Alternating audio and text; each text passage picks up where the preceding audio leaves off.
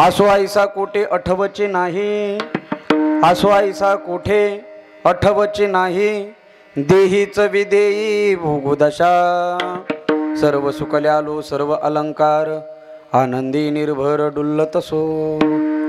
तुका म्हणे आम्ही झालो अग्निरूप, तुका म्हणे आम्ही झालो अग्निरूप, लागोने दे पाप पुण्य अंगा, सर्व सुकल्यालो सर्व अलंकार, आनंदी निर्भर डुल्लतसो. समचरण सरोजम सांद्रनिला बुधावम, जगन्निहित पाणी मंडलम मंडनाना, तरुण तुलसी माला कंधरम कंजनेत्र, सदवैधवरासम श्री विठ्ठलम चिंतयामि. पांडुरंगा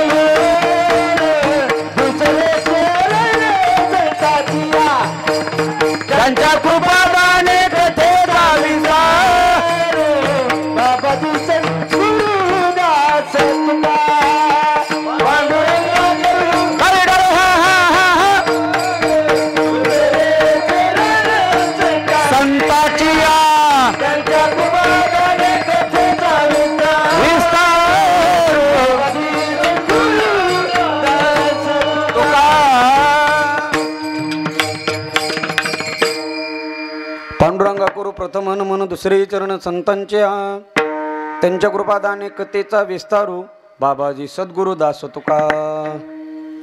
सेवे लागे सेवक झालो, तुमच्या लागलो निज चरणा, अहो स्वामी तुकया देवा, यावरी न करावा अभिरो. विठ्ठला विठ्ठला विठ्ठला विठ्ठला विठ्ठला विठ्ठला विठ्ठला, टाळी टाळी टाळी. हा विठ्ठला विठ्ठला. सदा नाम घोष करू हरी कथा, तिने सदा चित्ता समाधान, सर्व सुकल्यालो सर्व अलंकार, आनंदी निर्भर डुल्लतसो. विश्व चैतन्य भगवान श्री ज्ञानोबाराय, वैराग्य भास्कर जगद्गुरु तुकोबाराय, तसेच भगवान परमात्मा यांच्या चरण नतमस्तक सेवेला सुरुवात करतो. या कीर्तनरूपी सेवेसाठी निवडलेला अभंग जगद्गुरु जगद्वंदनीय श्री संत श्रेष्ठ वैराग्याचे मूर्तिमंत पुतळे, अखिलेश्वाचे परमार्थपरायण संत हृदय सम्राट जगद्गुरु श्री तुकोबार यांचा 4 चरणाचा मृत्यू लोकातील समस्या मनुष्य जातीला समाधानाचा मार्ग सांगणारा असा अभंग आहे. तुकोबाराय म्हणतात, तुम्हाला जर या मृत्यू लोकामध्ये जीवन जगण्यासाठी आनंद समाधान सुख पाहिजे असेल तर तुम्ही एक काम करा, त्या भगवान परमात्म्याचं सतत नामस्मरण करा. त्याचं जर सतत नामस्मरण केलं तर तुकोबाराय म्हणतात, तेने सदा चित्ता समाधान, त्यामुळे तुम्हाला सदा सर्व काळ समाधान प्राप्त होईल. का हो तुकोबाराय, तुम्हाला ते भेटलं का?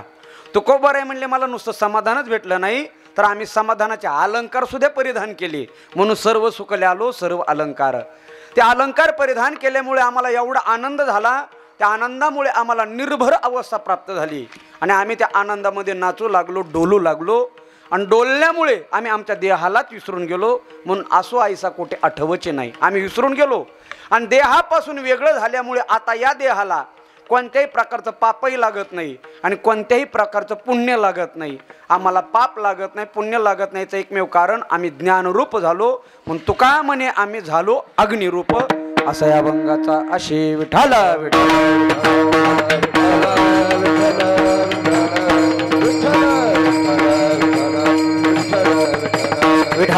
विठाला विठाला विठाला.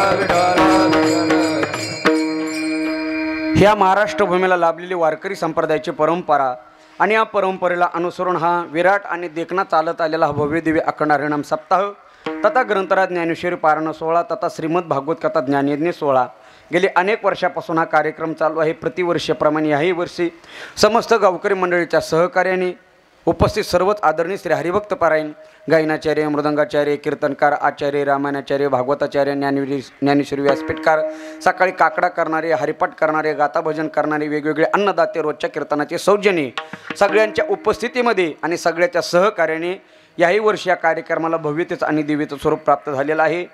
अखंड हिंदुस्थानचं वैभव असणारं भगवान रामनवमी अर्थात भगवान प्रभुरामचंद्राच्या जन्माचं औचित्य साधून आणि हनुमान जयंतीचा काला असा देवाच्या जन्माने सुरुवात आणि भक्ताच्या जन्माने शेवट असा भव्य दिव्य रामनवमीच्या पर्वावरती चालत आलेला आपला अखंड हरिनाम सप्ताह आहे. आजची माझ्या परम भाग्याने आजची चौथ्या दिवसाची कीर्तनरूपी सेवा माझ्याकडे सद्भाग्याने आलेले आहे. त्याबद्दल या कार्यक्रमाचे आयोजक, नियोजक, संयोजक, समस्त ग्रामस्थ मंडळी, समस्त कार्यक्रम कमिटी मंडळी, उपस्थित सर्वच अन्नदाते, श्रोते वर्गरी सर्वांना कोटी कोटी धन्यवाद देतो. खरंच तुमचं कौतुक करावं तेवढं कमी आहे बरं का. अगदी उत्कृष्ट आणि हा भव्य दिव्य नामयज्ञ महोत्सव आपण या ठिकाणी चालू केलेला आहे. खऱ्या अर्थाने ज्यांच्यामुळे या ठिकाणी सेवा करण्याचा योग माझ्याकडे आलेला आहे. अंत्यत म्हणजे त्यांनी त्यांच्या आईच्या स्मरणार्थ माझी कीर्तन सेवा या ठिकाणी आयोजित म्हणजे घेतलेली आहे. वैकुंठवासी सौभाग्यवती वैशाली विठ्ठलराव कुलकर्णी यांच्या स्मरणार्थ त्यांचे सुपुत्र आदरणीय आपल्या परिसराचा वैभव अनिकेत विठ्ठलराव कुलकर्णी यांनी ही सेवा घेतलेली आहे. ते आज आवर्जून अंबाजोगाईहून या ठिकाणी उपस्थित आलेले आहेत. त्यांना सुद्धा कोटी कोटी धन्यवाद देतो. हा आपला अखंड हरिनाम सप्ताह सगळ्याच्या सहकार्याचा आहे, उपस्थित संत महंताच्या कृपाशीर्वादाने. म्हणून मी नेहमी म्हणत असतो आपली महाराष्ट्र भूमी संतांची भूमी आहे बघा, आहे का नाही. आपल्या महाराष्ट्र भूमीमध्ये अनेक मोठमोठे संत, अनेक मोठमोठे विद्वान कीर्तनकार याही परिसरामध्ये अनेक होऊन गेलेले आहेत. त्यामध्ये वैकुंठवासी आपल्या मराठवाड्याचं वैभव वैकुंठवासी श्री हरिभक्त पारायण रामचंद्र आबा बोधले यांच्या कृपाशीर्वादाने आणि आदरणीय श्री हरिभक्त पारायण त्यांच्याच पुढील पिढीतील आदरणीय श्री हरिभक्त पारायण आपल्या परिसराचं वैभव प्रकाश महाराज बोधले यांच्या मार्गदर्शनाखाली आणि समस्त गावकरी मंडळाच्या सहकार्याने हा भव्य दिव्य चालत आलेला नामयज्ञ महोत्सव, त्याबद्दल सर्वांना कोटी कोटी धन्यवाद देतो. आज उपस्थितीत आवर्जून परिसरातील महाराष्ट्रातील दिग्गज गायनाचार्य, मृदंगाचार्य, कीर्तनकार, आचार्य, रामायणाचार्य, गावातील श्रोते मंडळी, वयोवृद्ध मंडळी सगळेच या कार्यक्रमाला आवर्जून उपस्थित आहेत. सर्वांना कोटी कोटी धन्यवाद देतो. बघा, ज्यांनी या ठिकाणी सुंदर अशी पंचपदीची सुरुवात केलेली आहे. आपल्या परिसराचं वैभव आदरणीय श्री हरिभक्त पारायण आमचे परमस्नेही जीवलग मित्र अगदी सद्गुरू जोग महाराज वारकरी शिक्षण संस्थेचे जे विद्यार्थी आदरणीय श्री हरिभक्त पारायण सागर महाराज देखील या ठिकाणी उपस्थित आहेत. महाराजांना सुद्धा कोटी कोटी धन्यवाद देतो. समोर ज्यांनी सुंदर अशी चाल गायली आपल्या परिसराचं वैभव आदरणीय श्री हरिभक्त पारायण संगीत विशारद अमोल महाराज, ऐका ना, आपल्या परिसराचं वैभव संगीत विशारद अमोल महाराज देखील या ठिकाणी उपस्थित आहेत. महाराजांना सुद्धा कोटी कोटी धन्यवाद देतो. त्यांना तोला मोलाचं ज्यांनी पाठीमागं सहकार्य केलेलं आहे. माझ्याबरोबर आलेले माझे मोठे बंधू आदरणीय श्री हरिभक्त पारायण आमच्या बीड जिल्ह्याचा वैभव संगीत विशारद भजन सम्राट श्री हरिभक्त पारायण बालासाहेब महाराज रसाळ महाराज देखील या ठिकाणी उपस्थित आहेत. महाराजांना सुद्धा कोटी कोटी धन्यवाद देतो. अगदीच गोड दोन्ही मृदंग वादक इंद्रोवदीन मृदंगम जय जय सुकुमारा कीर्तनेते कुमारा, अगदीच ज्यांची बोटं मृदंगावरती तडतड तडतड होतात, आहे का नाही बरं. असे मला वाटतं महाराष्ट्रातलं खूप मोठं नाव आहे आदरणीय श्री हरिभक्त पारायण. महाराष्ट्रातलं मृदंगाचं दुसरं नाव वैकुंठवासी सुभाषजी महाराज देशमुख त्यांचे पट्टशिष्य आदरणीय श्री हरिभक्त पारायण महाराष्ट्रातील सध्याच्या काळातला टॉप 10 मधलं ज्यांचं मृदंगाचं नाव आहे असे असणारे आमच्या बीड जिल्ह्याचं वैभव केशव महाराज जगदाळे गुरुजी आणि त्यांचे शिष्य आदरणीय श्री हरिभक्त पारायण आपल्या परिसराचं वैभव मृदंग अलंकारी योगेश महाराज देखील या ठिकाणी उपस्थित आहेत. महाराजांना सुद्धा कोटी कोटी धन्यवाद देतो. दुसरे बालगोपाळ मृदंग वादक आपल्याच गावातील आहेत का? वा वा वा, आपल्याच गावातील सुरुवात आहे बरं का. आपल्याच गावातील गोड असे मृदंग वादक आहेत. एकदा गायकासाठी मृदंग वादकासाठी एकदा जोरदार टाळ्या वाजवायच्यात आहे बघा. सर्वांना खरंच कोटी कोटी धन्यवाद देतो. एवढा मोठा हा भव्य दिव्य आपण या ठिकाणी आयोजित केलेला आहे आणि तुम्हा सर्व श्रोतो मंडळीचं, माता माऊल्याचं, ज्यांच्यामुळं या ठिकाणी मला योग प्राप्त झाला आणि तुम्हा सर्वांचं दर्शन झालं बरं का. काही काही माणसं मानाने येत असतात, ऐका बरं का. काही काही माणसं मानाने येत असतात, काही काही माणसं पैशाने येत असतात आणि काही काही माणसं प्रेमाने येत असतात. खरंच मला कोणाची स्तुती करावं वाटत नाही, पण काही काही माणसाचं व्यक्तिमत्व प्रेमळ असतं. अशा आपल्या गावचं वैभव, आमचे जिवलग मित्र, आमचे परमस्नेही वैभव दादा कुलकर्णी यांच्या माध्यमातून मला तुम्हा सर्वां श्रोत्याचं दर्शन झालेलं आहे. जगद्गुरु तुकोबाराय म्हणतात, माने पाचारिता नु हे आरानुक आणि आयशी ती लोक प्रीतीसाठी लय आग्रह केला. मोठा महाराष्ट्रभर कार्यक्रम पाहिला आहे, पण काही काही माणसाला नाही म्हणता येत नाही ना. असं आमच्या वैभव भाऊमुळं या ठिकाणी जगाला त्यांचं अनेक समाजामध्ये कार्य आहे. विशेष महाराष्ट्रभर वारकरी संप्रदायाचा प्रचार आणि प्रसार करण्याचं काम ते गेले अनेक वर्षापासून करत आहेत बरं का. महाराष्ट्रातील लोकप्रिय यूट्यूब चॅनल, त्याची किंमत ती मलाच माहिती आता. हां, काय असतं ते महाराज. महाराष्ट्रातील लोकप्रिय यूट्यूब चॅनल पुण्यवाणी आहे का नाही, त्याचे सर्व आमचे वैभवदादा कुलकर्णी टाळ घेऊन उभा आहेत, हे विशेष आहे बरं का. मी मगाशी आपली चर्चा झाली, जेवण झाल्याचं, फराळ झाल्याच्या नंतर आमचे बंधू आलेले आहेत. आम्ही महाराष्ट्रभर फिरतो महाराज कार्यक्रमाला, आहे का नाही योग्य एवढं. आम्ही महाराष्ट्रभर कीर्तन करत असतो, पण ब्राह्मणामध्ये वैष्णव हे कमीच पाहायला भेटतात बरं का. हां, दोन्ही योग त्यांच्या या ठिकाणी घडून आलेला आहे. त्यांना सुद्धा धन्यवाद देतो. सगळेच उपस्थित देणगीदार मंडळी सर्वांना कोटी कोटी धन्यवाद देतो आणि याच ठिकाणी सेवेला पूर्ण आपलं सुरुवात करतो. विठाला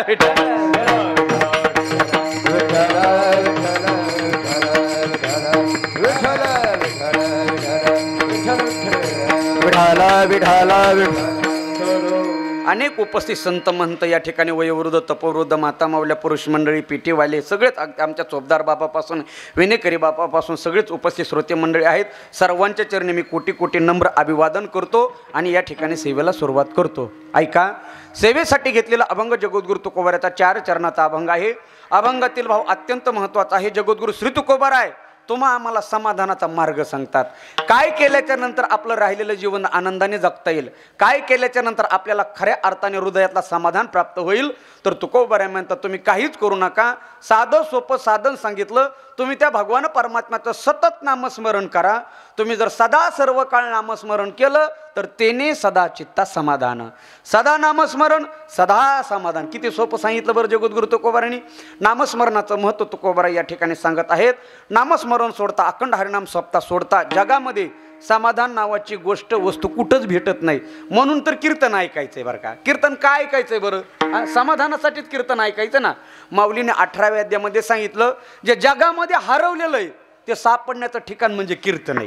हा धर्ममंडप, हे कीर्तन, ज्ञानेश्वरी पारायण, गाता भजन, सकाळचा काकडा, हरिपाठ, ह्याच्यातला जो आनंद आहे ना महाराज, ह्याच्यातला आनंद ब्रह्मांडामध्ये कुठंच भेटणार नाही. म्हणून सुख सोळा स्वर्गी नाही, सुख सोळा स्वर्गी नाही,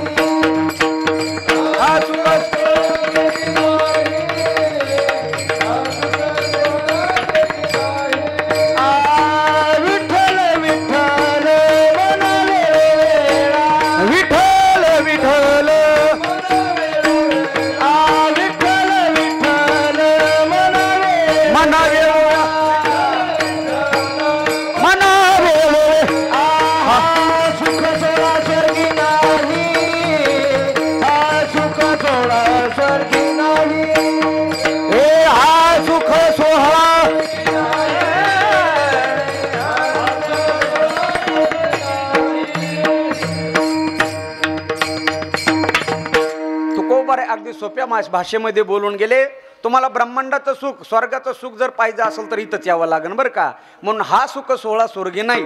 तुम्हाला जर शेजारच्या 4-5 गावांनी विचारलं ना कधी, वैभव म्हणलं कुणी का हो तुम्ही स्वर्ग पाहिलाय का, त्याला म्हणायचं स्वर्गच पाहायचं असेल तर रामनवमीच्या सप्त्यात आमच्या गावात येऊन बघ, दुसरा स्वर्ग दिसन. कारण एवढं मोठं महाराज आनंद ब्रह्मांडामध्ये कुठेही भेटू शकत नाही. म्हणून माऊली सुद्धा म्हणले, तैसे हरपले आपण आपे पावे, तै संता ते पाहता गिवसावे, मनोनी वानावे ऐकावे तिची सदा. तेच वानावं, तेच ऐकावं, परमार्थ मार्ग संतांनाच विचारावा. का बरं? आपलं हरवलेलं समाधान इथं सापडत असतं, म्हणून हे करायचंय बघा.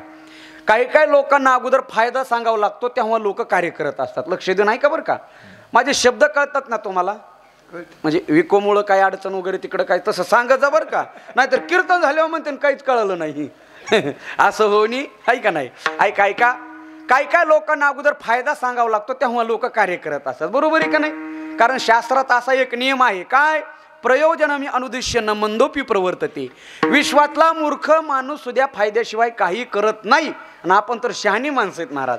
मग फायद्याशिवाय कोण काय करण का? बोला. नाही ना. आता तुम्ही इथं कीर्तनाला आलात का नाही? बरं, उगत आलात का?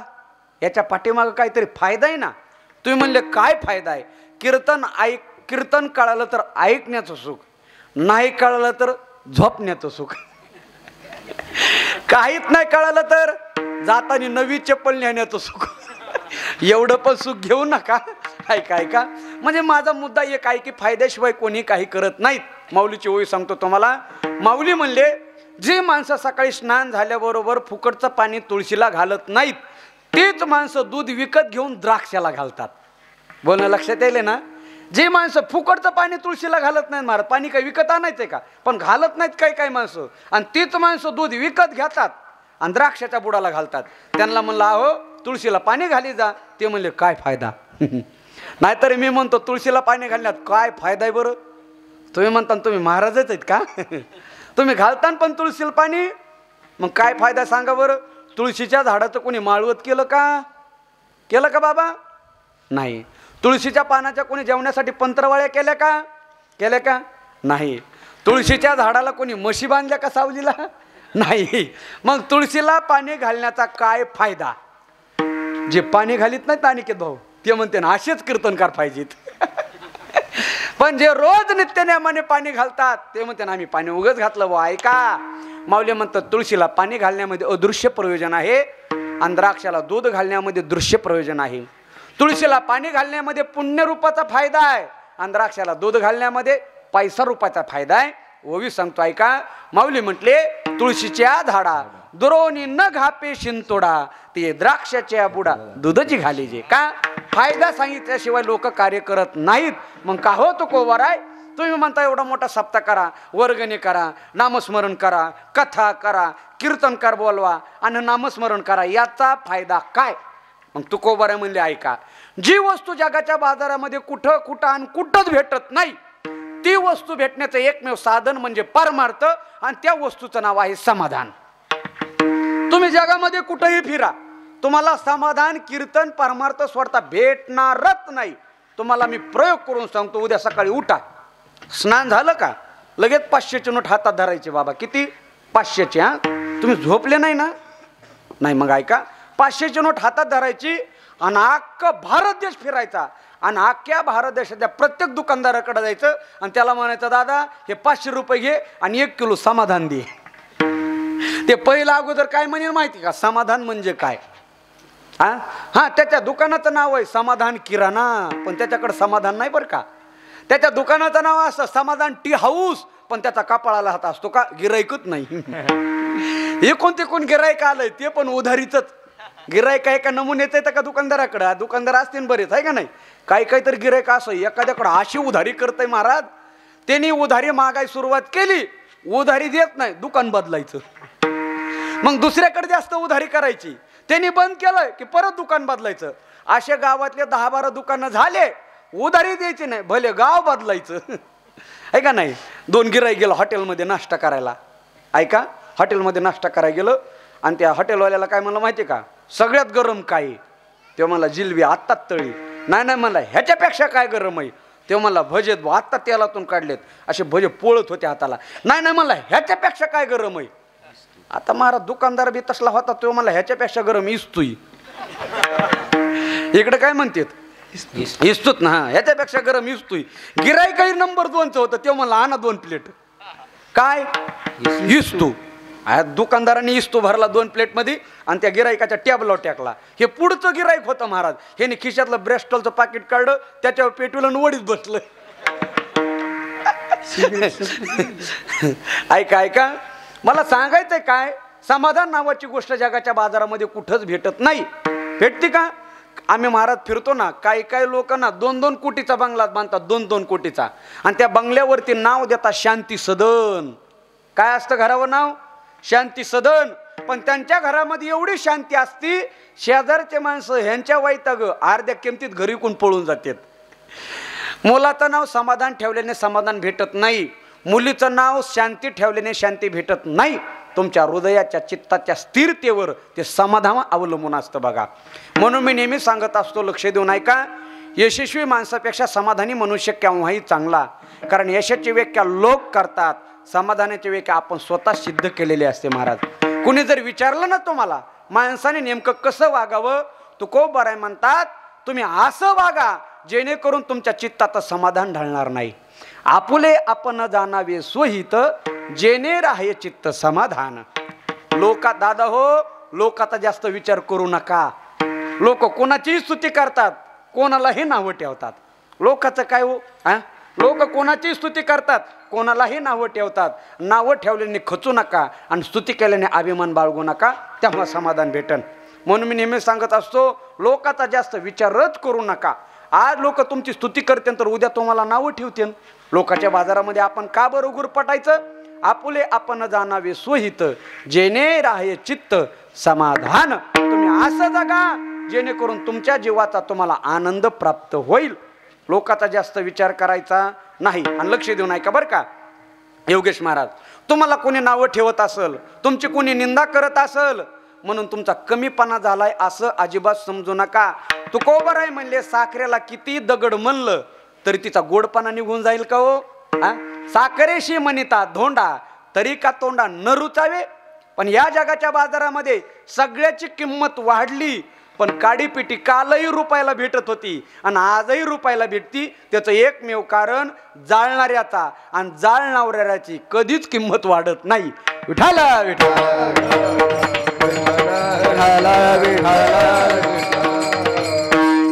आपलं समाधान कशामध्ये याचा आपण शोध घेतला पाहिजे. काही काही माणसं बाह्य रंगाने आनंदी दिसतात, त्यांच्या चेहऱ्याकडे पाहिलं ना वाटतं काय माणूस सुखी आहे. बाह्य रंगाने आनंदी दिसणारा माणूस आतमधून समाधानी असलच हे सांगता येत नाही महाराज. काही काही माणसाचा चेहरा पाहिला की वाटतं काय आनंदात आहे, पण त्यालाच माहित असतं गाडीचे 3 हप्ते थकलेत आणि 3रा हप्ता भरला नाही तर गाडी ओढून येते. हे काय जगाला माहित असतं का? त्याला आणि त्या बँकेवाल्याला माहित असतं आहे का नाही. तुकोबाराय म्हणले काय काय माणसं चौकात बसले ना, चौकामध्ये, माझी भाषा नाही बरं का, तुकोबारायची भाषा आहे. काय काय माणसं असतात, काय काय माणसं चौकात आहे का नाही. त्याला आपल्या भाषेमध्ये एक म्हण आहे, बिनपगारी आणि फुल अधिकारी. आधीच सांगतो मायबाप, माझं कीर्तन म्हणजे रेडीमेड कपड्याचं दुकान आहे. मी कोणाच्याच मापचं शिवित नाही, पण ते कोणाला तरी फिट बसतं आहे का. काही काही माणसं असतात का नाही चौकामध्ये, CCTV कॅमेरे गावातले, गाडी कुणाची आली, गाडी कुणाची गेली, कोण पाहुणे आले होते, कोण पाहुणे गेले होते, गाडी आली ते अगोदर विचारतात कोणाकडे आलतात. ते जर म्हणले ना सखारामच्या पोराला बघायला आलतो, त्याच्या पोराला तर गुरं येतही, गेले पाहुणे वापस. अशा गावामध्ये CCTV कॅमेरे असतात बघा. मग त्यांच्या गप्पा चालू असतात. गप्पा कशा? माझ्या जावयाची इकडे 500 एकर जमीन आहे, माझा जावई कलेक्टर आहे. एक जण म्हणतो आता तर त्यांनी 2 कोटीचा बंगला घेतला. तुकोबाराय म्हणले त्यांच्या घरी जाऊन बघा, त्यांच्या घरची अशी अवस्था आहे, घरी रांडापोरे मरती उपवाशी आणि सांगे लोकापशी थोरपण. ह्याला समाधान म्हणत नाहीत. तुमचं अंतकरण किती शांत आहे त्यावरून तुमचं समाधान असतं. ऐका, 16व्या शतकामध्ये जगद्गुरु तुकोबारायकडे काहीच नव्हतं महाराज. होतं काय हो? होतं नाही असं नाही, पण जेवढं होतं तेवढं दान देऊन टाकलं. 400 एकर शेती होती तुकोबारायला. 4 एकर नाही, 40 एकर नाही, किती 400 एकर जमीन होती देहू गावातील. आताच्या जर हिशोब केला ना, आताचा हिशोब, मला वाटतं पुणे जिल्ह्यातले सगळ्या श्रीमंत तुकोबाराय असतील ना आताच्या काळात. 400 एकर शेती दान दिली, घरातलं सोनं नाणं दान दिलं, गहू ज्वारी सगळी दान दिली, तेव्हा त्यांना ते समाधान भेटलं. काहीच नव्हतं पण तुकोबारायकडे काय होतं? समाधान होतं. आपण व्यावहारिक दृष्टीने ज्या ज्या पदार्थाला समाधान मानतो त्याच्यातला एकही पदार्थ तुकोबारायकडे नव्हता. लक्ष देऊ नये का. आपण व्यवहारामध्ये सत्याला समाधान मानतो. तुकोबारायकडे सत्ता होती का? बोला, तुम्ही झोपले काय? नाही ना. नाही, झोपलं इमानदार आहे.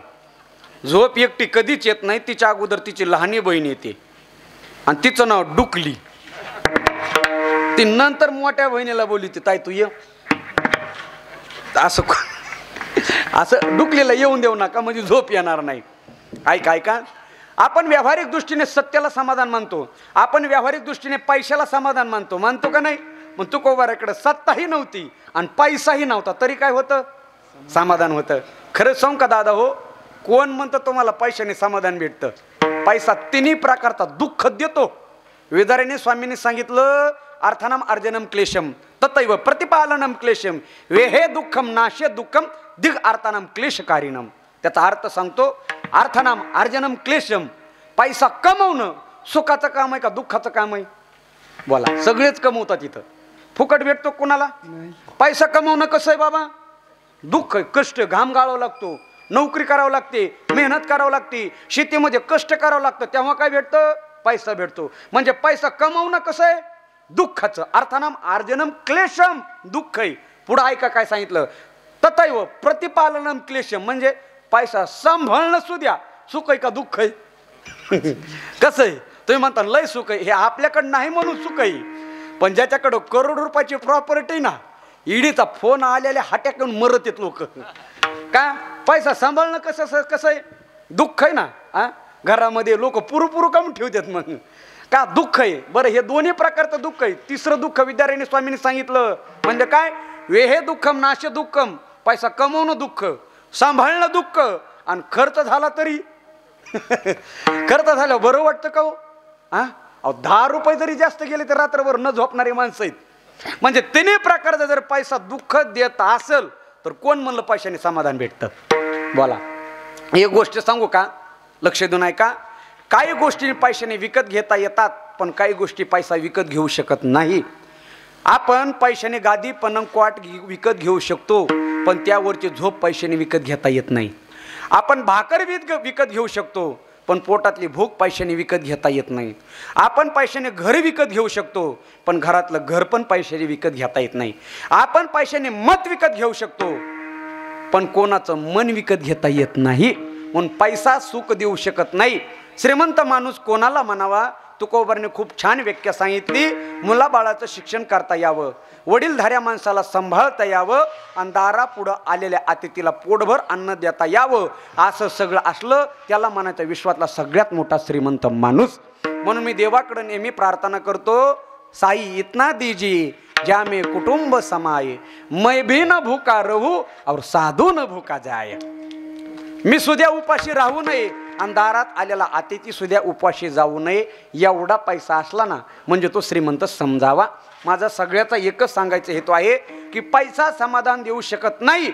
जर पैशाने समाधान दिलं असतं तर भारत देशामध्ये मोठमोठ्या श्रीमंत माणसांनी सुद्धा आत्महत्या केल्यात का नाही? आत्महत्या करायला मनुष्य केव्हा प्रवृत्त होतो? त्याच्या खित्यातला पैसा कमी झाल्याच्या नंतर का समाधान कमी झाल्याच्या नंतर? समाधान कमी झालं की माणूस जगूच शकत नाही. पैशाने तर काही भेटन, पण समाधान भेटणार नाही ना. ह्याच्याही पुढे जाऊन सांगतो, लक्ष देऊन ऐका. पैशामध्ये फरक आहे, पैसा वापरण्यात फरक आहे, पैसा खर्च करण्यात फरक आहे, पैसा कमवण्यात फरक आहे, पण पैशाच्या नोटीत फरक नाही. तुम्ही म्हणाल कसं काय? माझ्या खिशातली 500ची नोट आणि तुमच्या खिशातली 500ची नोट सारखीच आहे का वेगवेगळी? कशी? सारखीच आहे ना. असं आहे का? माझ्या खिशातल्या 500 नोटवर महात्मा गांधी आणि तुमच्या खिशातल्या 500च्या नोटवर अजय देवगण नाही आहे का? असं सगळं सारखंच आहे ना. पैशामुळं माणसामध्ये फरक पडन असं कोणीतरी म्हटलेलं आहे. लक्ष देणं आहे का? गरीबाचं घर वेगळं, श्रीमंताचं घर वेगळं. कशामुळं? पैशामुळं. गरीबाचा मोबाईल वेगळा, श्रीमंताचा मोबाईल वेगळा. कशामुळं? पैशामुळं. गरीबाची गाडी वेगळी, श्रीमंताची गाडी वेगळी. कशामुळं? पैशामुळं. गरीबाचं गेस्ट हाऊस वेगळं, श्रीमंताचं गेस्ट हाऊस वेगळं. कशामुळं? पैशामुळं. पण असं एखादं गाव दाखवा, गरीबाची स्मशानभूमी वेगळी आणि श्रीमंताची स्मशानभूमी वेगळी. दोघाला जाळायची जागा एकच आहे महाराज. म्हणून मी कधी कधी त्या स्मशानभूमीला सुद्धा धन्यवाद देतो. ए मौत तेरे इरादे नेक है, ए मौत तेरे इरादे नेक है, शमशान में गरीब और धनवान का बिस्तर एक है. दोघं एका ठिकाणी जळतात. कोण म्हणतं पैसा समाधान देतो? जगद्गुरु तुकोबाराकडे पैसाही नव्हता, पण काय होतं? समाधान होतं. चला पुढं.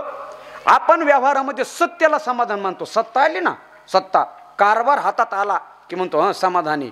वाक्या चुकीची. तुकोबाराकडे सत्ता सुद्धा नव्हती तरी समाधान होतं. सत्तेने समाधान भेटत नाही.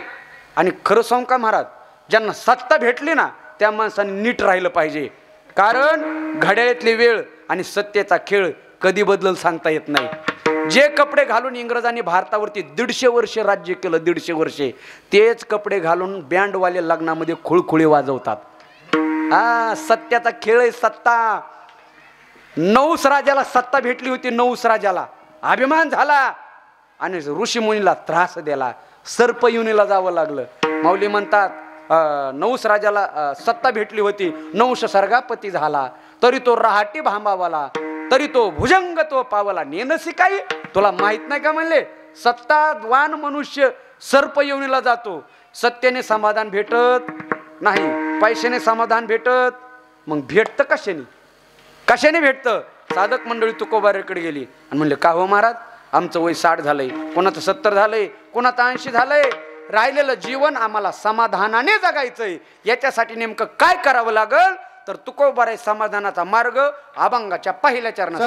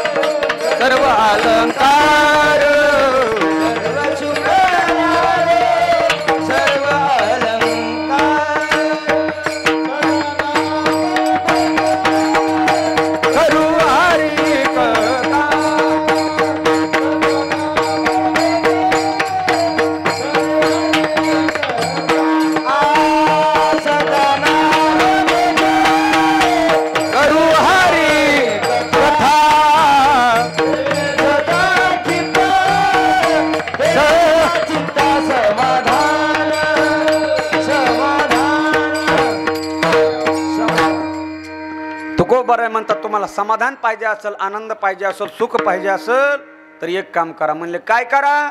सदा नाम घोष करू हरिकथा. तुम्ही हरिकथा आणि भगवान परमात्माचं नामस्मरण करा, तेने सदा चित्ता समाधान. आता ऐका बर का महाराज, समाधान म्हणजे नेमकं काय हो? तुम्ही मगापासून समाधान समाधान म्हणता, समाधानाची व्याख्या तरी सांगा ना. समाधान हा शब्द 2 अक्षरापासून तयार झालेला आहे, सम अधिक आधान, बरोबर? समाधान. सम म्हणजे एक आणि आधार म्हणजे स्थिर. एक तत्वाच्या ठिकाणी मनुष्याचं हृदय स्थिर राहणं त्याला म्हणायचं समाधान. मग या ब्रह्मांडामध्ये एक काय आहे? एक काहीच नाही, सगळं विषमच आहे महाराज. या ब्रह्मांडातले सगळे पदार्थ 2 गोष्टीमध्ये मोडले जातात, एक तर ते सम आहे, नाहीतर विषम आहे, बरोबर आहे का नाही? मग ब्रह्मांडाचा विचार केला तरी तर सम काहीच नाही, सगळं कसं हे विषमच आहे ना. आणि विषम तत्वाच्या ठिकाणी मनुष्याचं चित्त स्थिर राहत नाही, म्हणून त्याला ब्रह्मांडामध्ये समाधान भेटत नाही. सगळं विषम आहे हो. तुम्ही जीवमात्राचा विचार करा, पशुपक्ष्याचा विचार करा, नवे माणसाचा विचार करा. माणसं तरी सारखेत का इथं? बोला, सगळे विषमत माणसं आहेत ना. आपल्या गावामध्ये सगळे माणसं सारखेत का? नाही ना. या पृथ्वी तलावरती 231 देश आहेत आणि 750 अब्ज माणसं आहेत. त्याच्यातला एकासारखा एकही माणूस नाही. माणूस नाही ह्याच्यात नवल नाही, अंगठ्याच्या ठशावरच्या रेषा सुद्धा सारख्या नाहीत. प्रकाराचे 3 वाला प्रकाराचे 3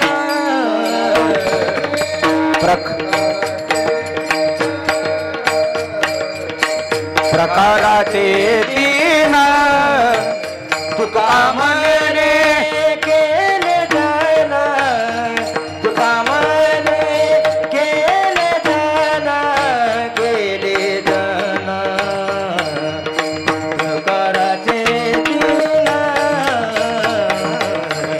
प्रकाराचे तीन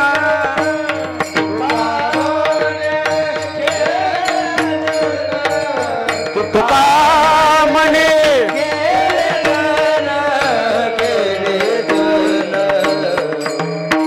प्रकाराचे तीन प्रकाराचे तीन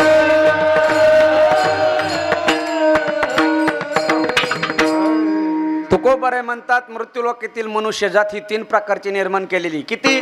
तीन. सत्व रज आणि तम प्रकाराचे तीन तुका म्हणे केले जण. काही माणसं सात्विक आहेत, काही माणसं राजस आहेत, तर काही माणसं तामस आहेत. माणसंच सारखे नाहीत, सगळं विषमच आहे. तिथं समाधान कसं भेटेल बरं? भेटणार नाही. एक लांब लांब केसाचा मुलगा रस्त्याने चालला होता.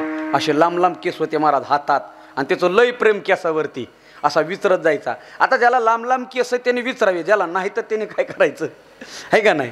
आता का दुर्भाग्याने काही कायला वयाच्या अगोदरच निघून जातात, आणि लोकांचा बराचसा गैरसमज आहे टेन्शनने केस जातात. लोक म्हणतात बरं का, मला एक मित्र भेटला, अरे म्हणलं केस कसं काय गेले? तो म्हणलं लय टेन्शन.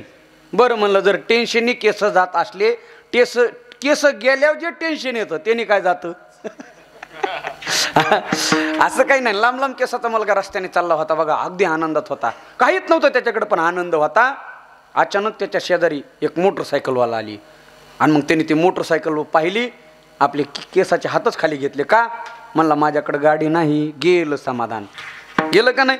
आता तो मोटरसायकलवाला समाधानी पाहिजे होता का नाही? ज्याच्याकडे गाडी आहे तो लगेच त्याच्या शेजारी एक 4 व्हीलर गाडी आली. हे म्हणला माझ्याकडे मोठी गाडी नाही. गेलं समाधान. सगळं विषमच आहे महाराज. म्हणून आपण एखाद्या व्यक्तीकडे समाधान शोधण्याचा प्रयत्न करत असू तर तो कालांतराने तो व्यक्ती तसाच असेल हे सांगता येत नाही महाराज. माणसं चलत चलत बदलतात. पहिला जसा मनुष्य वागतो तसाच भविष्यात वागल काय सांगता येतं का? नाही सांगता येत. मला 2-3 दिवसापूर्वी एक माणूस भेटला होता. तो म्हणला महाराज खूप अवघड झालं. मी म्हणलं काय झालं दादा? तो म्हणला महाराज दिवस लय बदलले हो. मी म्हणलं दिवस बदलले नाहीत, दिवस तेच आहेत, माणसं बदलली आहेत. हा, माणसं बदललेत ना महाराज. पूर्वीचे माणसं घरादाराने गरीब होते पण मनाने श्रीमंत होते.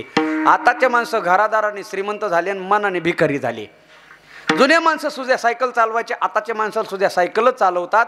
फक्त फरक एवढा आहे, जुने माणसं पोट भरण्यासाठी सायकल चालवायची आणि आताचे माणसं भरलेलं पोट कमी करण्यासाठी सायकल चालवतात. पद्धतीच आहे ना.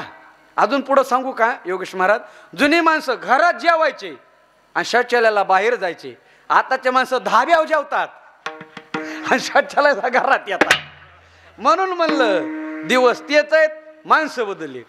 जुन्या काळामध्ये लग्न झालं की सुनेला टेन्शन असायचं सासू कशी भेटते.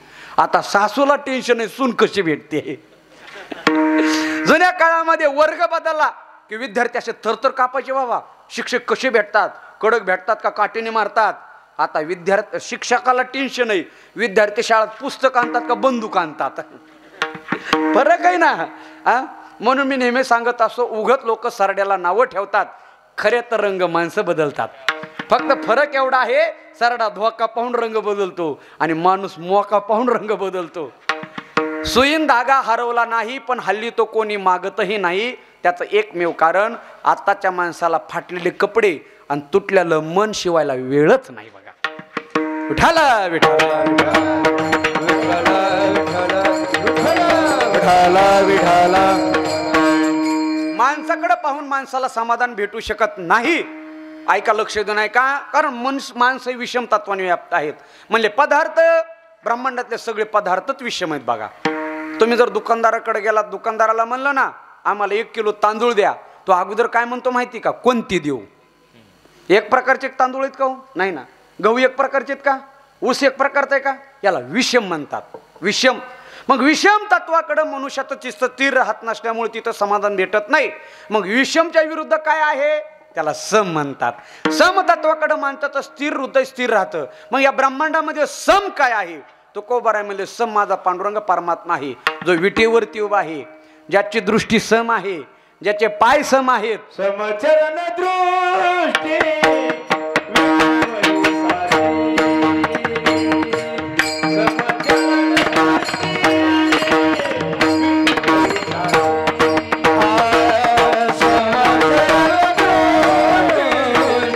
विठेवरी साजे वा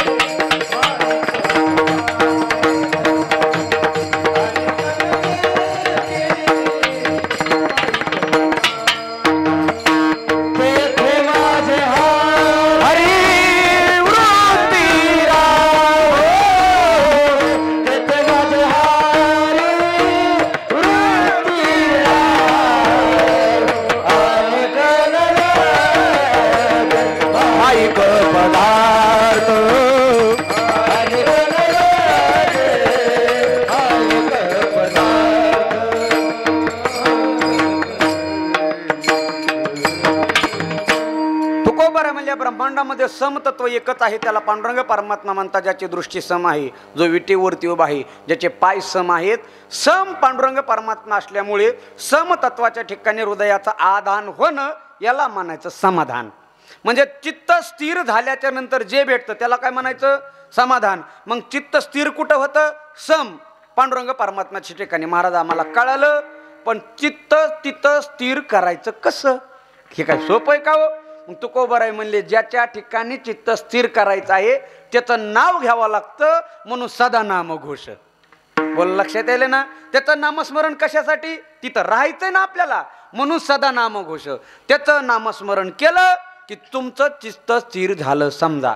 म्हणजे अभंगामध्ये जगद्गुरु तुकोबारायांनी नामस्मरणाचं महत्त्व सांगितलेलं आहे. नाहीतर या ब्रह्मांडामध्ये नामस्मरण सोडता काहीच नाही हो. सगळं नामस्मरणाने सगळं भेटू शकतं. काय असं ते सगळं नामस्मरणामध्ये आलेलं आहे. म्हणून तुकोबाराय लोकाला हका मारून सांगतात, लोका हो ऐका हो, हकारोनी सांगे तुका नाम घेता राहू नका. हका मारून सांगतो, हरी हरी तुम्ही म्हणा रे सखळ. तुम्ही हरी हरी म्हणा बर का, तुम्ही म्हणा, तुम्ही, मी नाही. असंच बहुतेक कोणीतरी तुकोबाराला विचारलं असेल, का हो तुकोबाराय तुम्ही म्हणता, तुम्ही हरी हरी म्हणा, तुम्ही म्हणता का नाही? अगोदर कृतीत उतरावं लागतं, नंतर सांगावं लागतं ना. उदाहरणार्थ आज एकादशच आहे ना, हा म्हणजे बघा हे पण विचारायला लागायला, म्हणजे तुम्ही जागेत बा. उदाहरणार्थ मी आज एकादशीच्या दिवशी दुधात भाकर चुरून खाऊ लागलो. कधी? आज. आणि कीर्तनात म्हणलं, लोका हो तुम्ही एकादशी धरी जा. लोक म्हणते तुम्ही ध्यानावर आहेत का? तुम्ही भाकर खा आणि आम्हाला सांगा. तसं तुकोबाराय म्हणले, हरी हरी तुम्ही म्हणा. तुम्ही तुकोबाराय म्हणले, मला म्हणायचीच गरज नाही. म्हणले का? दिनरजनी हाची धंदा गोविंदाचे. आम्ही रात्रीही म्हणतो, दिवसाही म्हणतो. म्हणून रात्र न कळे, दिवस न कळे, अंगी खेळे दैवत. किंवा तुकोबाराय म्हणतात, आम्ही नामाचे धारक, नेनो प्रकार अनेक, आणि सर्व भावे एक विठ्ठलची प्रमाण. आम्हाला दुसरं माहीतच नाही, न लगे जाणावे एकंदरीत शिक्षा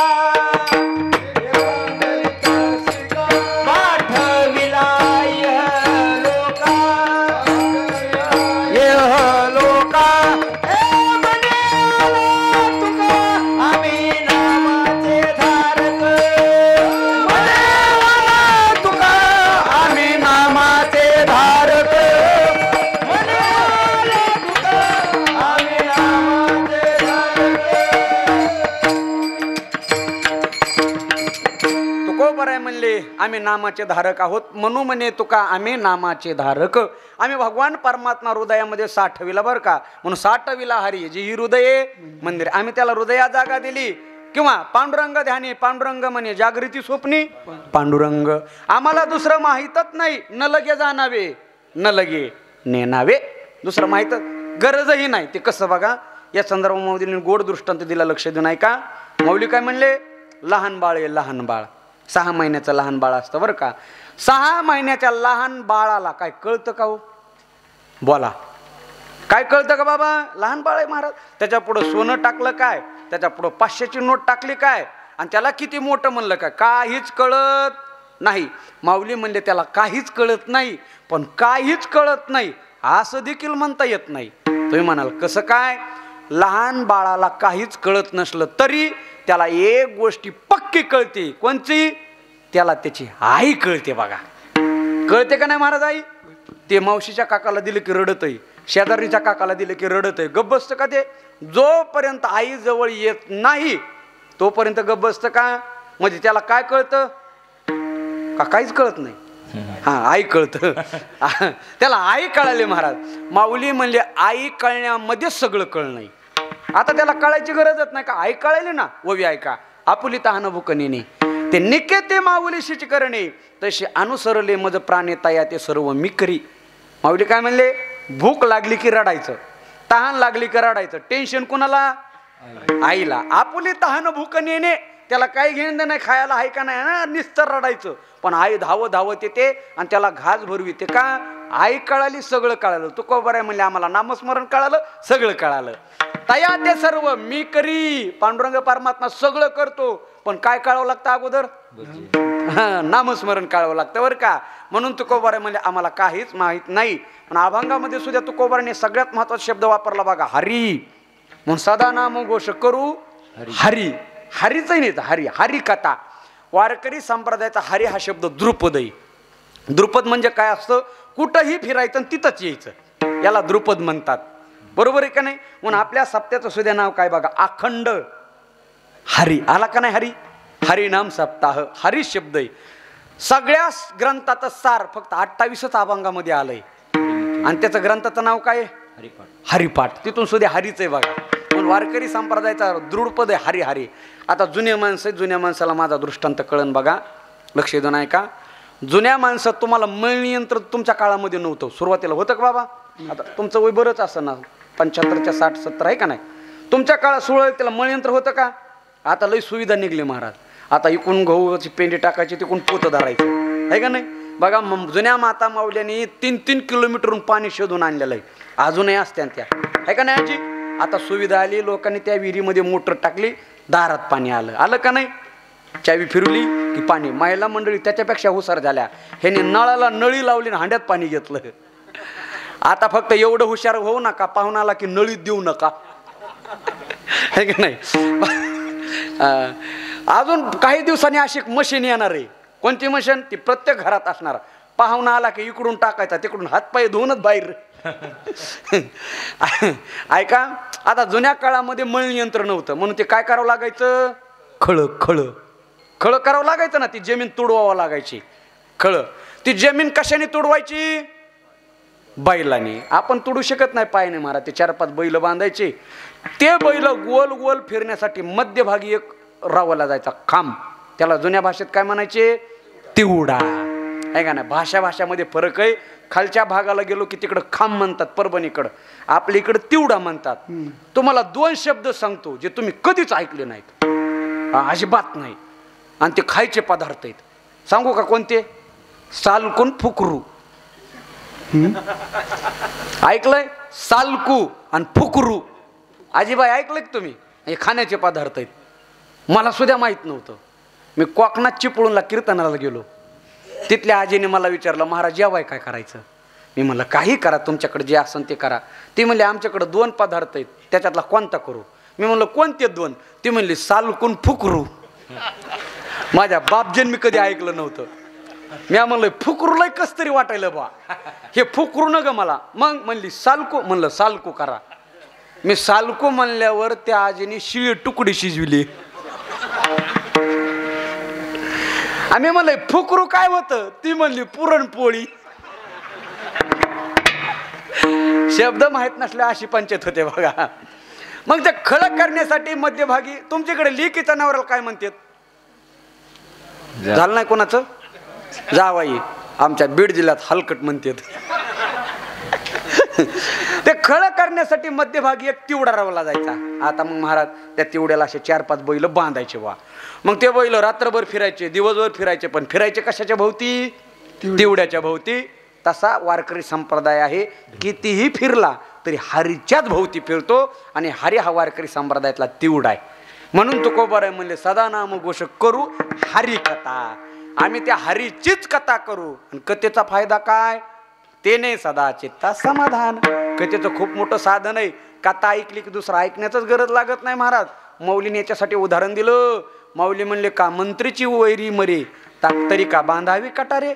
अरे मंत्राने दुश्मत मरत असला तर तलवार घेऊन जायची गरजच नाही ना. रोग जाय दूध साखरे तरी कडुनिंब का प्यावा. दुधाने साखरेने जर रोग जात असेल तर गोळ्यानं औषधं घ्यायची काय गरज आहे का.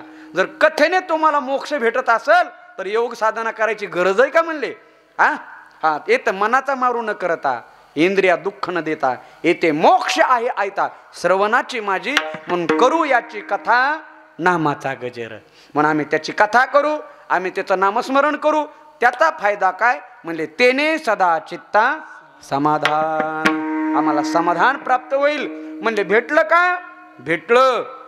कसं भेटलं ऐका. आपलं समाधान वेगळं, संताचं समाधान वेगळं. आपलं समाधान कसं आहे, जेवढं नामस्मरण तेवढं समाधान. म्हणून सदा नामघोष सदा समाधान.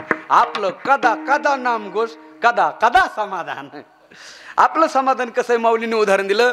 माऊली म्हणले वर्षा काळी सरिता चढू लागे पंडुसता. सरिता म्हणजे नदी. नदीला पूर कधी येतो, उन्हाळ्यामध्ये. आहेत तुम्ही जागेत बा.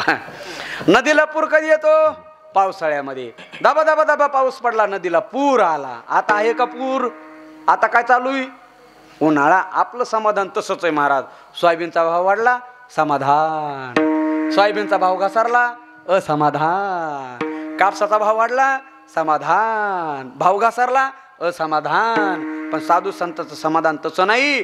माऊलीने साधू संतांच्या समाधानाला समुद्राची उपमा दिली. माऊली म्हणले ऐका. माऊली म्हणले वार्षे विन सागरू जैसा जळे नित्य निर्भरू तैसा निरुपचारू संतोष जो समुद्र. समुद्रामध्ये पाऊस पडला तरी समुद्रातलं पाणी वाढत नाही, आणि 10 वर्ष पाऊस नाही पडला तरी समुद्रातलं पाणी कमी होत नाही. अगदी संतुष्ट सततम योगी यातात्मा दृढ निश्चया. असं जे समाधान भेटलं ते समाधान आम्हाला नामस्मरणाने भेटलं. बरं म्हणले महाराज, आम्हाला कळालं, पण त्याचं नेमकं स्वरूप कसं आहे ते तुकोबरा अभंगाच्या दुसऱ्या चरणात. सर्व सुख ल्यालो सर्व अलंकार सर्व सुख ल्यालो सर्व अलंकार सर्व सुख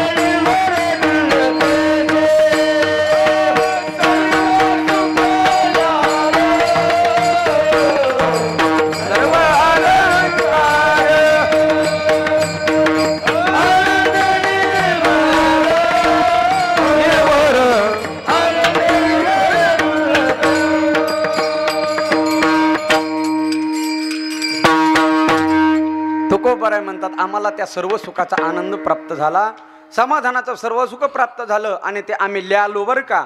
म्हणले कसं? अलंकार रूपाने परिधान केलं. काय केलं? सर्व सुख. सर्व सुख या शब्दाचा अर्थ आहे पांडुरंग परमात्मा. म्हणून सर्व सुखाचे आगर तो हा उभा. सुख या शब्दाचा अर्थ देव आहे महाराज. आम्ही देवच अलंकाराने घातला म्हणून सर्व सुख आलो महाराज. सुख म्हणजे काय? सुखाचे 3 प्रकार: सात्विक सुख, राजस सुख, तामस सुख. यतदग्रे विषमीव परिणामी मृतोपमंत सुखम सात्विकम प्रोक्तम आत्मबुद्धी प्रसादजम. याला म्हणायचं सात्विक सुख. याचा अर्थ असा, जो पदार्थ खातानी बरा वाटतो, खातानी वाईट वाटतो पण परिणाम चांगला होतो, याला म्हणायचं सात्विक सुख. उदाहरणार्थ लक्ष देऊन ऐका. माऊली म्हणले एखादी माता माऊली गरोदर असते बघा, 9 महिने 9 दिवस ते पोटामध्ये बाळ वाढवायचंय. त्याला जन्म देणं म्हणजे पुनर्जन्म आहे महाराज. म्हणून ती व्याख्या आहे बघा, बाळांत. बाळ अधिक अंत. बाळाला जन्म देता देता देता अंत होतो, तिला बाळांत म्हणतात. जेव्हा एखादी स्त्री बाळाला जन्म देते त्यावेळेला दुःख आहे, पण त्या मुलाचं मुखकमल पाहिलं की जे सुख भेटतं ना, त्याला म्हणायचं सात्विक सुख. सुरुवातीला त्रास, परिणाम चांगला. पोटामध्ये रोग झाला, ऑपरेशन करणं दुःख आहे, पण नंतर जे सुख प्राप्त होतं याला म्हणायचं सात्विक सुख. माऊलीने दुसरं सुख सांगितलं, खातानी बरं वाटतं पण पुन्हा लय अवघड वाटतं महाराज. खातानी बरं वाटतं. एक जणांनी 4 व्हीलर गाडी आणली, 2 किलो पेढे आणले. घ्या पेढा, घ्या पेढा. शेजारचं सांगितलं, अहो घ्या पेढा. शेजारचा माणूस म्हणला, कशामुळं? मी 20 लाखाची 4 व्हीलर गाडी आणली. वा वा वा, अभिनंदन, पण मला पेढा नको. म्हणला का? मला शुगर आहे. शुगर असल्यामुळं पेढा चालतो का? नाही चालत.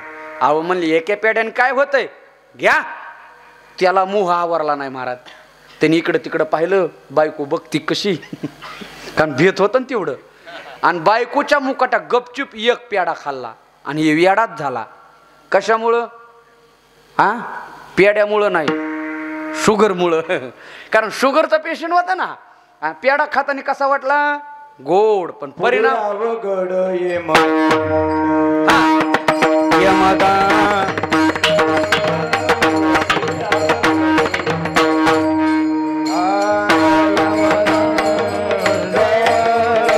पुढे अवघड यमदंड.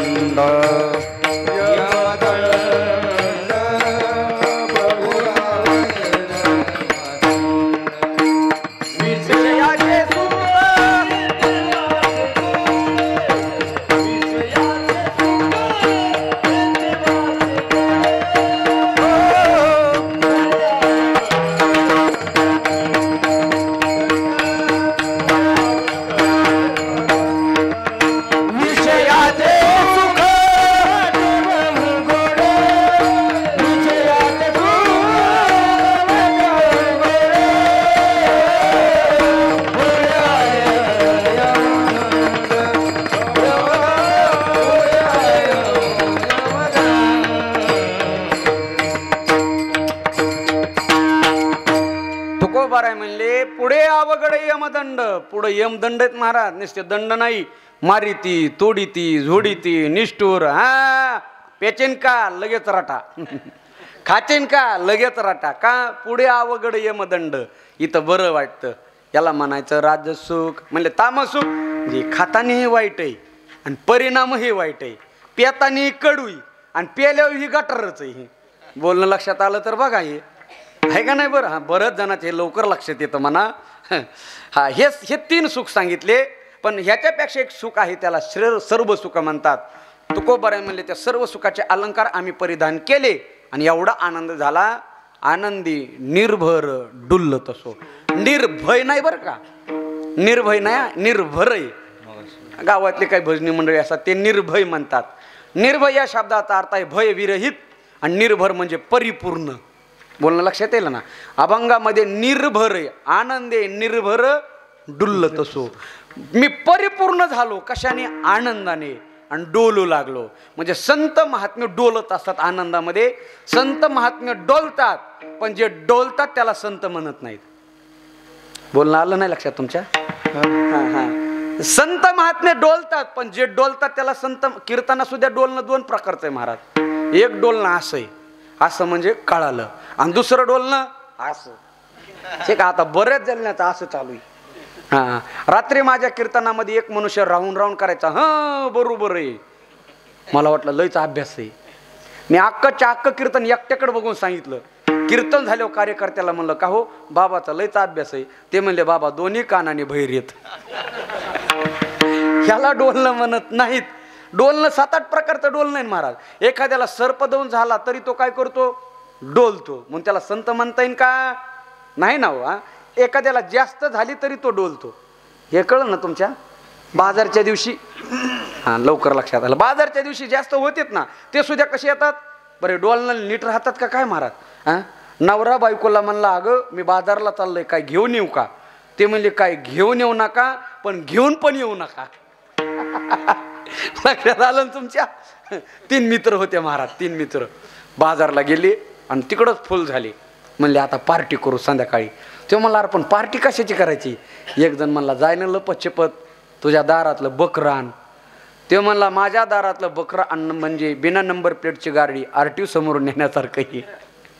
माझी बायको RTO पेक्षा कडक आहे. जाय म्हणला लपतछपत आण. ह्याने लपतछपत बकरं आणलं, शेतात पार्टी केली आणि तिकडंच झोपली. सकाळ झाली, सकाळ घरी गेला तर ते दारात तसंच बकरं बांधलेलं दिसलं. तेव्हा म्हणला, अगं हे बकरं इथं कसं काय. ते म्हणजे बकऱ्यात जाऊ द्या, रात्री येऊन तुम्ही कुत्रं कुठं नेलं ते सांगा.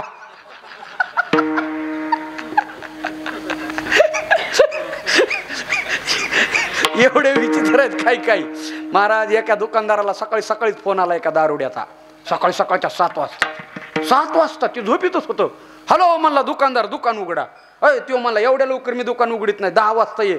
तो म्हणला, मला दुकानाकडे यायचं नाही. मग रात्री दुकानातच अडकलोय म्हणला, मला बाहेर निघायचं. याला डोलणे संत म्हणत नाहीत महाराज. संत महात्मे डोलत असतात. तुकोबाराय म्हणले, आनंद निर्भर डोलत असो. मग त्या डोलण्यामुळं काय झालं हो. तुकोबाराय म्हणले, मी माझ्या देहालाच विसरून गेलो. अभंगाचं 3रं चरण.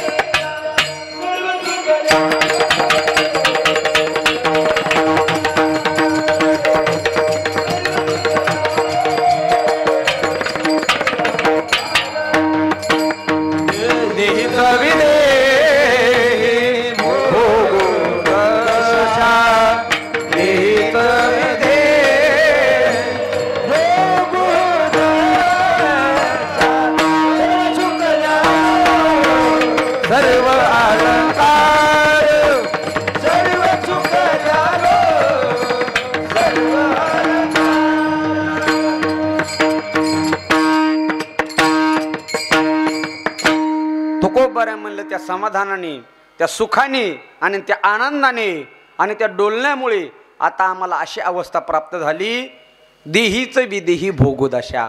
आम्ही राहतो देहामध्येच, पण देहालाच विसरून गेलो बघा. याला म्हणायचं माऊलीच्या ओवीप्रमाणे, तरी तो या देहावरी उदास आयशिया परी आणि उखिता जायसा बिढारी बैसला असे. बिढारी म्हणजे राखणदार. आपण जर पंढरपूरला दर्शनाला गेलो तर आपल्या कपड्याचं गठोडं मित्राजवळ ठेवतो. त्याला म्हणतो, हे बघ मी स्नान करून येस तर गठोड्याचं राखण ठेव. मित्राला 100% माहीत असतं गठोडं माझं नाही पण राखण करतो. तसं संत महात्म्याला माहीत असतं देह माझा नाही पण आहे तोपर्यंत या देहाचा राखणदार करतात. म्हणून माऊलीने सांगितलं, देहाभिमाने सांडुनी गुणकर्मे ओलांडुनी आणि साक्षीभूत होऊनी वर्तते देही. राहतात देहातच पण देहालाच विसरून जातात.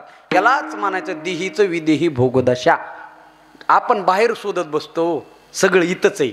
खरं सांगू का महाराज, आपण या ब्रह्मांडामध्ये सगळ्या गोष्टी शोधत बसतो, पण कधीतरी तुम्ही तुमच्या शोधण्याचा प्रयत्न करा. काय आहे, बाहेर शोधण्याच्या नादामध्ये मनुष्य आपल्याजवळ जे आहे ना ते सुद्धा गमावून बसतो.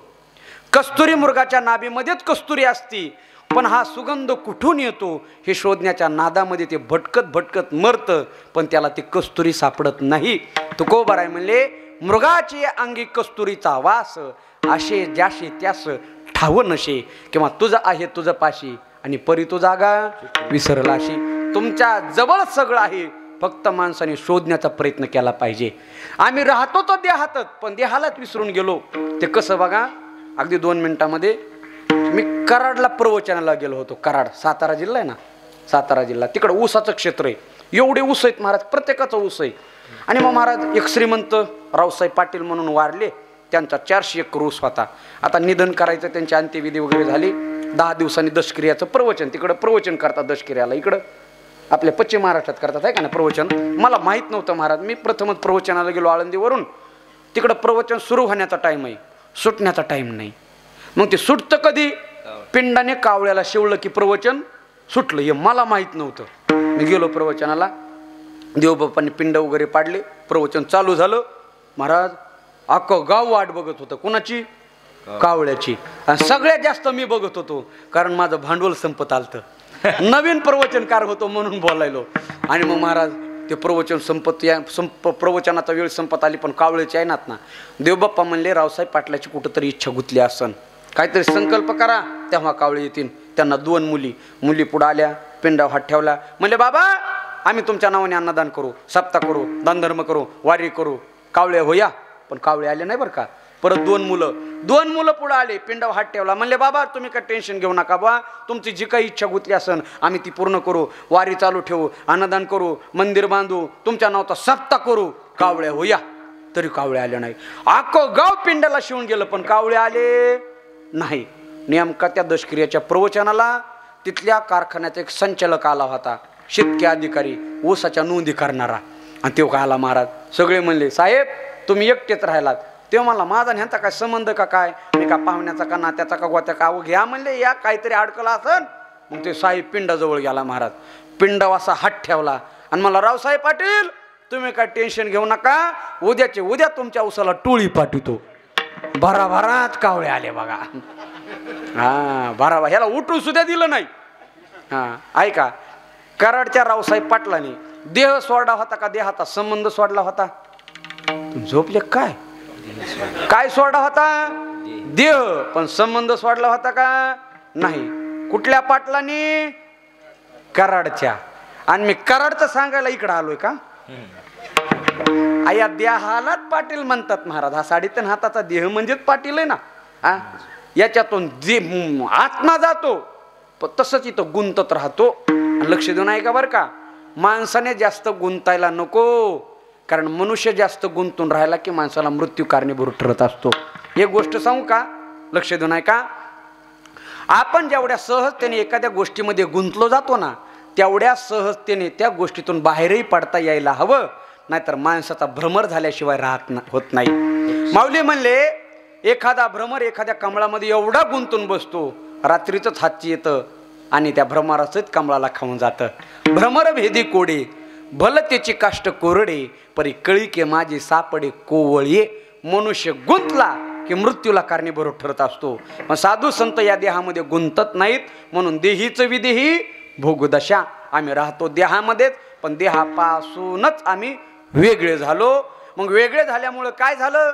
तुकोबाराय म्हणले, आम्हाला ज्ञान प्राप्त झालं. ज्ञान प्राप्त झाल्यामुळे आमच्या देहाला आता पापही लागत नाही आणि पुण्यही लागत नाही. अभंगाचं तुका म्हणे आम्ही झालो अग्निरूप, तुका म्हणे आम्ही झालो अग्निरूप, तुका म्हणे आम्ही अग्निरूप.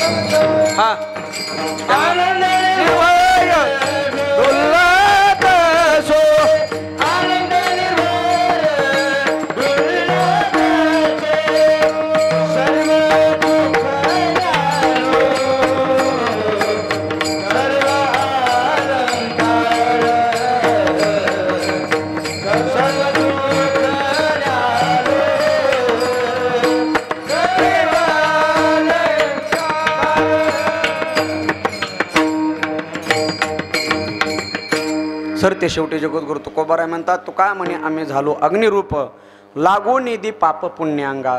आमच्या शरीराला पापही लागत नाही आणि आमच्या शरीराला पुण्यही लागत नाही. महाराज पाप पुण्य कशामुळं लागत नाही तर तुकोबाने सांगले, आम्ही अग्निरूप झालो. अग्निरूप म्हणजे काय हो? ज्ञानरूप. कारण ज्ञान हा एक अग्नी आहे. म्हणून भगवद्गीता सांगते, ज्ञानाग्नि दग्ध कर्मानाम. ज्ञान अग्नी, अग्निरूप. त्याच्यामुळं काय होतं? कर्मानाम. ज्ञान प्राप्त झाल्याच्यानंतर सगळे कर्म जळून नष्ट होतात आणि सगळे कर्म जळून नष्ट झाले की मग लागू निधी पाप पुण्य अंगा. संत महात्मे कर्म करत नसतात, आपल्याला कर्म करताना दिसतात. माऊलीची वेळ आहे, माऊली म्हणतात, मुक्ताचे देह तैशी हालत चालत संस्कार वशे, आणि ते तर लोक पिशे करता म्हणती. ते करतच नाहीत पण आपल्याला कर्म करताना दिसतात बरं का. याच्यासाठी उदाहरण दिलं, नाना चक्री भांडे झाले, ते का कुलाले परत ते नेले. माऊली म्हणतात, एखादा कुंभारदादा मडकं घडवितो, मडकं घडवण्यासाठी ते एक गोल चाक असतं बघा, अगोदर चाक फिरवितो नंतर मडकं घडवितो. मडकं घडून झाल्याच्या नंतर देखील चाक फिरतच राहतं. कशामुळं? पूर्वगतीमुळं. म्हणून साधू संत पूर्वजन्माच्या संस्कारामुळे कर्म करत असतात. हे उदाहरण जड जाईल. दुसरं सांगतो, 100च्या स्पीडने मोटरसायकल पळवली, पळवू नका पण सांगायलो, ही 100च्या स्पीडने तुम्ही मोटरसायकल पळवली आणि अचानक न्यूट्रल केली, गाडी जागेवर थांबते का चालू राहते? चालू राहते. कशामुळं? बंद आहे गाडी पण गाडी पळते. कशामुळं? मागच्या वेगामुळं. संत महात्मे या देहामध्ये कर्म करत असले तरी या देहामुळं नाही, पूर्वसंस्कारामुळं. म्हणून मुक्ताचे देह तैशी हालत चालत संस्कार वशे, ते तर लोक पिशे करता म्हणते. आपण त्याला करता म्हणतो बरं का. म्हणून या सगळ्याचं तात्पर्य एकच आहे, समाधान भेटतं नामस्मरणामुळं, आनंद भेटतो नामस्मरणामुळं, माणूस डोलू लागला नामस्मरणामुळं, देहीची विदेही भोगोदशा नामस्मरणामुळं, ज्ञान प्राप्त झालं नामस्मरणामुळं, कर्म संपलं नामस्मरणामुळं, आणि त्या शरीराला पापही लागलं नाही आणि पुण्यही लागलं नाही. कशामुळं? नामस्मरणामुळं. म्हणून सदा नामघोष करू हरी कथा. मग कोणतं नामस्मरण? एकच नामस्मरण. फक्त पुरुष मंडळी असे 2 हात वर करा. केले का? इकडं अंधारात बसलेले वाट्यावरचे तंबाखू दे आता टाकून अंधारातले. केले का हातावर? हा, करा करा करा करा. तुम्ही म्हणता ह्याला कुणी आणलंय र? थापटाका. मोठ्या प्रेमाने भजन करा. विठोबा रखुमाई,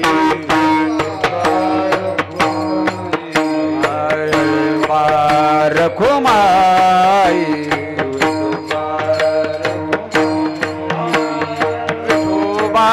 रखुमाई,